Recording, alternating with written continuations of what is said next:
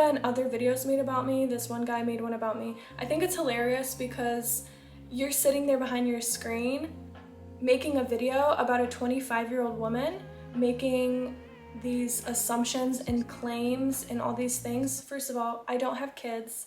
I'm like, there's so many assumptions that you guys made about me that are completely not even true at all. Well, hello there. So my last video, the comment section was insane. Some of you are just straight up holes. Some of you are very encouraging and some of you are kind of neutral. So a lot of the comment section was actually filled with different forms of misandry, misogyny, and feminism. I tell you that you can be a woman like me and you can support equal rights. You can just support encouraging women. You can support celebrating women. It's literally just that. It's nothing else. If you take what I said and you say, yeah, but it's this and that and that, I'm not talking about the rest of that. I'm not talking about that. I'm literally just talking about supporting your women and loving your women.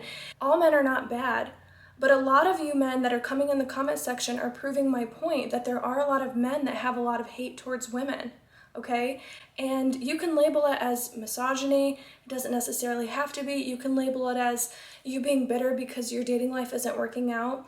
We've all been there. I've been in that situation. But if you want change to happen, and it's going to start with yourself.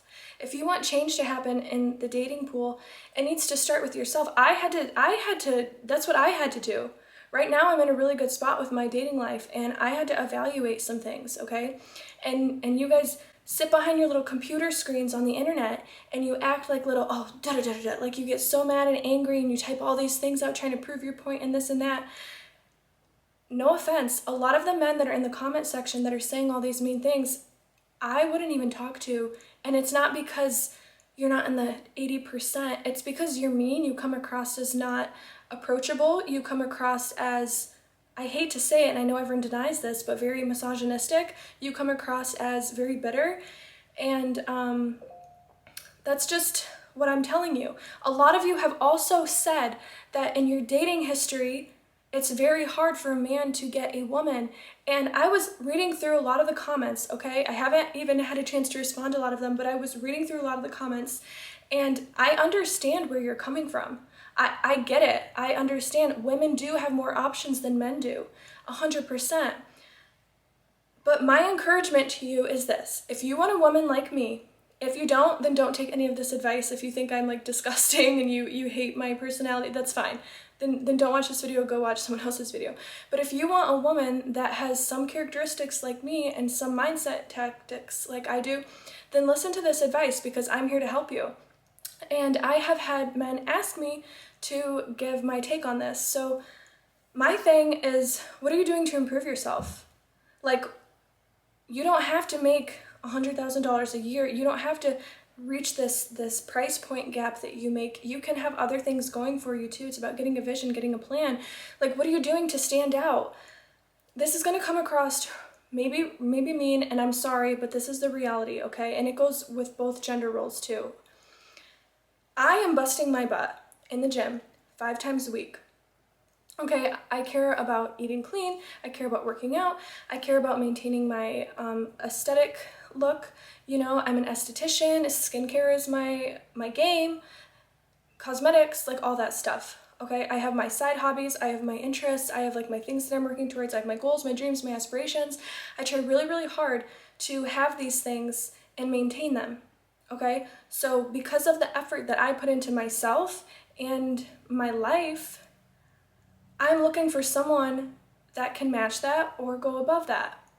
And that can be in different ways, okay? So no, I'm not gonna date someone that sits in their parents' basement, smokes weed all day, and this is what Fresh and Fit talks about, and this is what Kevin Samuels talks about too, and they support this too.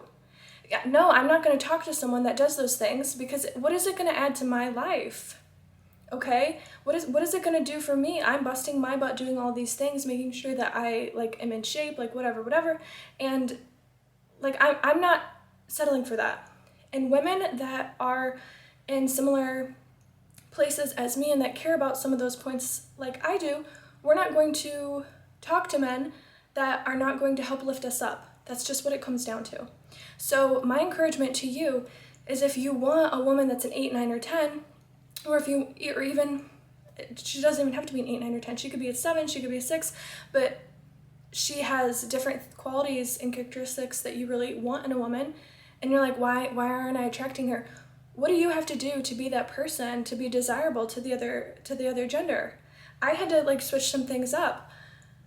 I would go through, because of my religious background, I would go through different periods. This is years and years ago, and I don't know the exact dates, so for people coming at me in the comment section, like looking at my old videos, whatever, that's fine, but I don't know the exact dates, but there would be different periods, you can even look on my Instagram, different periods of time, like months, where I wouldn't post any shoulders, like I wouldn't post any body pictures, I wouldn't show like who I am at all, and I would be wondering like why aren't I attracting the types of men that I really want? And it's because I wasn't even showing who I am as a person as a whole. You know, if I'm looking for someone if I want someone that's in the gym, that's active, that's healthy, if I want someone that is good with their finances, that has a plan, if I want someone that is aspirational and achieves their dreams and all these things, then I have to have parts of those in me. I need that too, because like attracts like. And whether or not you admit it, whenever you are looking for a partner, you are actually looking for bits of yourself in that person, and that's what makes you attracted to them. I was talking to my friend the other day, and he was like, yeah, I like girls that have brown hair and green eyes, and it's because they look like me. And I'm like, I understand, like I get it. So my whole thing with that is do what you can to improve yourself, and I'll make another video on that to kind of just give you some insight on that, because it's possible. You can find a good woman, you can find someone that you really like, but it's going to start with taking your attitude down. It's going to start with taking your sword down and not being so, it's always the woman's fault, it's always the woman's fault. It's both of our faults. Like, it's your fault, it's my fault, it's society's fault. It is all of our faults, okay? There is never one side to a story. There's multiple sides to a story. And if you want the results that you want, make a plan. How are you going to get there? If you want to top a woman or a top a man, are you going to get there if you're just sitting in your room all day smoking weed, not creating a plan? For example, if I want to be married, okay, if I really, really want to be married and I just want to be with my purpose partner, I am not going to be in a marriage if the men that I am letting take my time up do not believe in marriage, okay? So this is just an example. Let's say I start dating a guy and he doesn't believe in marriage, and then we're dating for 2 years and whatever, and then at 2 years I'm like, you know what? I'm really frustrated. I really want to be married. I really want a ring on my finger. Like this isn't what I thought it would be. Well, I can't be mad at anybody but myself at that point, even if I have frustration towards him, because he told me from the beginning that he doesn't want marriage. So if I want the outcome of being married, I can only now entertain men that want that same outcome, because you can't change someone. Okay, and that's what a lot of women do, and that's where we are flawed. Everyone wants to talk about women need responsibility and accountability. That's one of the areas where we are flawed, and I made this Venn diagram that I want to show you. I keep on I'm getting really passionate about this. So whenever women meet men, we categorize them in 3 categories. This is something that I came up with, that I do personally, and I asked my sister and a couple friends, and they agreed with all of this. So we categorize them as either a good boy, a bad boy, or an unsure boy, okay? The bad boys are usually boys that we really don't give chances to, unless that's something that you really are into. And I'm not talking about like semi-bad boys. I'm talking about boys that are very, very, very bad. These are boys that have no motivation, no self-improvement, possibly drug addicts, no emotions, vulgar, no jobs, can be abusive, they can be mean to people, narcissistic, no passions, they have a lot of baggage, they're very cocky. These are things that are very turned off. Like if I'm talking to, these are things that turn me off and that will have me not choose you from the get-go. Now, there is a middle ground of unsure boys that have some of those qualities, and this is where a lot of women fall into whenever we choose who we talk to, and it's the wrong kind of men. It's not the good boys, it's the unsure boys, because we see enough potential in them where we think that we can change them, and those get called projects, okay? Because we think that there's enough potential and we can change them. that's like that saying that's like, don't date a man for his potential, or a person, because this can go both ways with women. Don't date a man for potential, date them for who they are in the moment.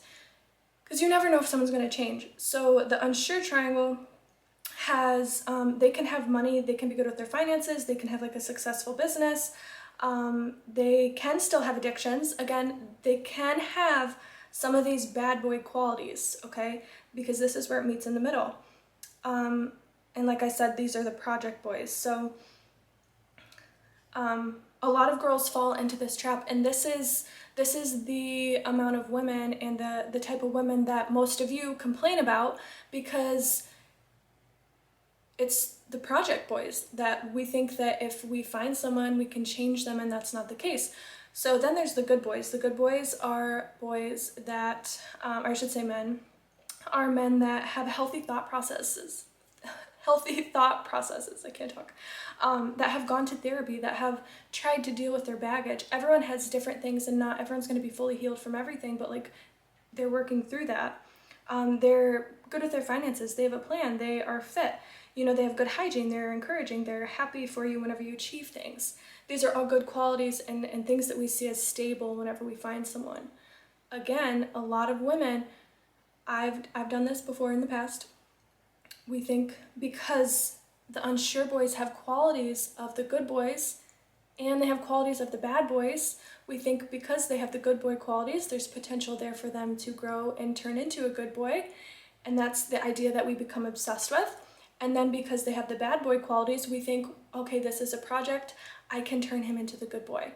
Okay, so that's kind of the thought process. So ask yourself today, if you're a male and you're watching this, what category do you fall in? And if you really want to attract a high value, high character woman, the type of woman that you want, think about the woman that you want. And if you want her, I would encourage you to try to categorize here and try to improve on the things that you are lacking. That way, whenever she comes to you, she will see that and she won't feel like she has to fix you. So that's kind of that. And that goes back, and this is the last thing, that goes back to, if you want to be in a marriage, then you can't choose the bad boys and you can't choose the unsure boys. You have to choose the good boys, because the unsure boys and the bad boys are ultimately not going to be husband material, okay? They can be, but you don't want to wait around. So that is today's video.